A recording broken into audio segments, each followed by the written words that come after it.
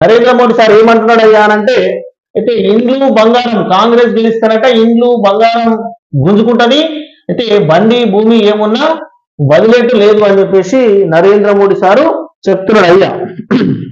అయితే వాస్తవంగా 60-70 ఏళ్ల నుంచి కాంగ్రెస్ చేసింది ఏందయ్యా అంటే ఏం లేదు, ఏడేసిన కొంగడి గానే ఉన్నది.